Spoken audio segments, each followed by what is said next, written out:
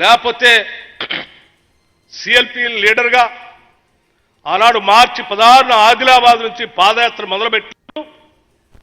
ఆ పాదయాత్రలో అనేక సందర్భాల్లో అనేక గ్రామాల్లో పేదవాళ్ళు, గిరిజనులు, ప్రభుత్వం ద్వారా అసైన్ చేయబడినటువంటి అసైన్దారులు కలిసి ఆనాటి ఇందిరమ్మ రాజ్యం మాకు భూ పంపిణీ చేసింది, భూ పట్టాలు ఇచ్చింది, ధరణిని తీసుకొచ్చి మాకు పాత పుస్తకాలు ఉన్నప్పుడు కూడా ఈ ధరణి ద్వారా మీకు హక్కులు లేవని చెప్పి మాకు పుస్తకాలు ఇవ్వట్లేదని చేయబట్టుకొని ఆ పుస్తకాలు చూపించినప్పుడు ఆనాడు చాలా స్పష్టంగా చెప్పాం, వచ్చేది ఇందిరమ్మ రాజ్యం.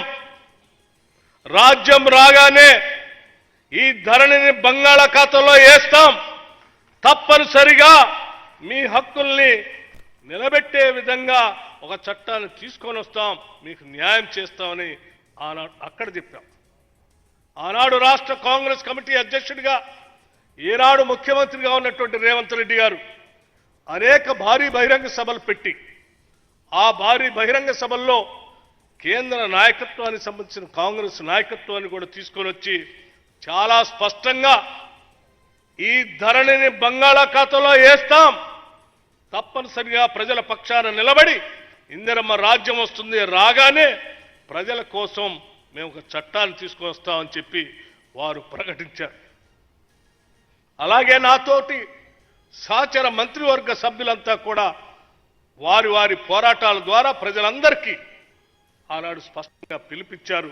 ఇవ్వటమే కాదు, ఆ పిలుపుతో మా మేనిఫెస్టోలో కూడా తప్పనిసరిగా ధరణిని బంగాళాఖాతంలో వేస్తాం, మారుస్తాం, ప్రజలకు పనికొచ్చే చట్టాన్ని తీసుకొస్తామని చెప్పినట్టుగానే ఈ ప్రభుత్వం అధికారంలోకి రాగానే వచ్చిన నాటి నుండి ఈ చట్టాన్ని మార్చడానికి, ఆ చట్టాన్ని మార్చడం ద్వారా ప్రజలకు మేలైనటువంటి చట్టాన్ని అందించడం కోసం అనేక రకాలుగా చర్చలు జరిపి అటు శాసనసభలో బిల్లు పెట్టి, ఆ బిల్లు పెట్టే కాదు, బిల్లు ద్వారా రూల్స్ కూడా ఫ్రేమ్ చేసి ఈరోజు ఏప్రిల్ 14th రోజు డాక్టర్ బాబాసాహెబ్ అంబేద్కర్ భారత రాజ్యాంగాన్ని అందించినటువంటి ఆ హక్కుల్లో పొందుపరిచినటువంటి పీఠిక ద్వారా ప్రియాంబుల్లో ఏదైతే చెప్పారో ఆ ప్రియాంబుల్ స్ఫూర్తిగా ఈరోజు తెలంగాణ రాష్ట్ర ప్రజలకి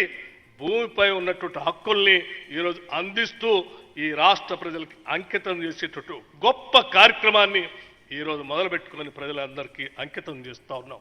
నిజంగా ఈ రాష్ట్ర ప్రభుత్వం తరఫున సంతోషిస్తూ ఉన్నాం.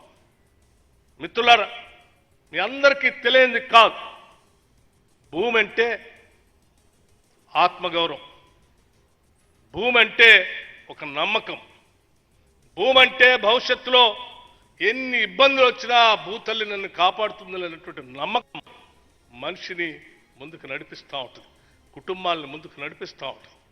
అటువంటి నమ్మకాన్ని లేకుండా చేసినటువంటి ఆనాటి ప్రభుత్వం, నేను ఒక చిన్న ఉదాహరణ మీ దృష్టికి తీసుకురాదలుచుకున్నాను. ధరణి వచ్చిన తర్వాత హైదరాబాద్ పరిసర ప్రాంతాల్లో ఈ దేశ చరిత్రలో ఎక్కడ జరగనట్టుగా ఒక తహసీల్దార్ కార్యాలయంలో ఒక సామాన్యుడు వెళ్ళి తహసీల్దార్ పైన పెట్రోల్ పోసి తనను తను కూడా తగలబెట్టుకొని చనిపోయేంత భయంకరమైన ప్రమాదకరమైనటువంటి ధరణిని రాష్ట్రంలో తీసుకొచ్చారు. ఆ సామాన్యుడు దాడి చేసింది ఎంఆర్ఓ మీద కాదు, ఆనాటి ప్రభుత్వం మీద దాడి చేశారు. మీరు దాన్ని అర్థం చేసుకోండి, దీన్ని మార్చండి అని చెప్తే కూడా పట్టించుకోనటువంటి దుర్మార్గపు పాలనలో వచ్చినటువంటి ధరణిని ఈరోజు మార్చి ప్రజలకు ఈరోజు అందించేటువంటి కార్యక్రమాన్ని తీసుకొని ముందుకు పోతా ఉన్నాం. మిత్రులందరికీ ఒక విషయం నేను చాలా స్పష్టంగా చెప్పదలుచుకున్నాను. తీసుకొచ్చిన ఈ చట్టాన్ని ప్రజల దగ్గర తీసుకెళ్ళండి.